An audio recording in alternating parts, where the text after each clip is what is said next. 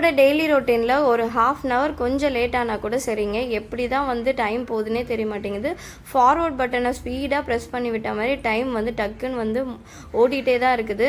இன்றைக்கி எப்போவுமே 5 o'clock எழுந்திரிச்சிடுவேன். இன்றைக்கி 5:30 ஆகிடுச்சு. வேலை எல்லாமே அவசரமாக செஞ்சுட்டு இருக்கிற மாதிரியே இருந்தது. நைட்டு சிறுக்கீரை வாங்கிட்டு வந்து அத்தைக்கிட்ட கொடுத்துருந்தேன். அவங்க உரிச்சு வச்சுருந்தாங்க. கூடவே கொஞ்சம் சின்ன வெங்காயமும் உரிச்சிருந்தாங்க. இந்த மாதிரி உங்ககிட்ட பெரிய சீசர் இருந்ததுன்னா அதில் வந்து கட் பண்ணுங்கள், உங்களுக்கு ரொம்பவே ஈஸியாக இருக்கும் கத்தியில் கட் பண்ணுறதை விட. ஸோ நான் இதில் தான் வந்து பொரியலுக்கு தான் நான் வாங்கிட்டு வந்திருந்தேன். இதை மொத்த கத்திரிக்காவும் நான் 10 ரூபா கவருன்ட்டு வாங்கிட்டு வந்திருந்தேன். கத்திரிக்காய் வாங்கிட்டு வந்தாலுமே இந்த 10 ரூபா கவர் கூட எனக்கு 2-3 தாங்க யூஸ் ஆகும் குழம்புக்குன்னு போடும்போது. ஏன்னா எங்கள் அத்தை மட்டும்தான் கத்திரிக்காய் சாப்பிடுவாங்க, நாங்கள் யாருமே சாப்பிட மாட்டோம். ஸோ அத்தை வரும்போது மட்டும்தான் இந்த கத்திரிக்காய் கூட வாங்குறது. இன்றைக்கி செவ்வாய்க்கிழமை எப்பவும் போல் நம்ம வீட்டில் சாம்பார் தான்.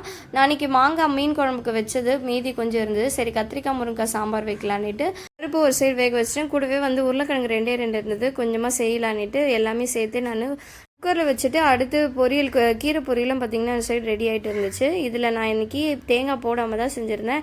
ஏன்னா காலையிலே செய்யறதுனால மதியம் சாப்பிடும்போது கெட்டு போயிட போதுன்னுட்டு. மார்னிங் பிரேக்ஃபாஸ்ட்டுக்கு வந்து பார்த்திங்கன்னா இட்லி தான் ஊற்றிருந்தேன். ஏன்னா நேற்று நைட்டு தான் மாவு அரைச்சிருந்தேன், அது நல்லா புளிச்சிருந்தது. ஸோ இட்லி தான் காலையில் ஊற்றிருந்தேன். இன்னொரு சைடு பார்த்திங்கன்னா கத்திரிக்காயெல்லாம் போட்டு நான் நல்லா காயெல்லாம் வேக வச்சுருந்தேன். அதுக்குள்ளே நம்மளோட பருப்பும் சூப்பராக வெந்துருச்சு.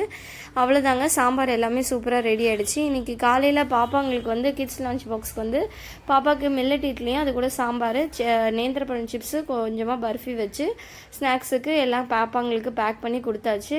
மதியம் லஞ்சுக்கு வீட்டுக்கு வந்து பார்த்திங்கன்னா கத்திரிக்காய் முருங்கைக்காய் போட்டு சாம்பார், அது கூட மார்னிங் பிரேக்ஃபாஸ்ட்க்கு வந்து பார்த்திங்கன்னா மில்லட் இட்லி. இந்த இட்லிக்கு சட்னி மட்டும் அத்தை வந்து அப்புறம் அரைச்சிக்கிறேன்னு சொல்லிக்கிட்டாங்க.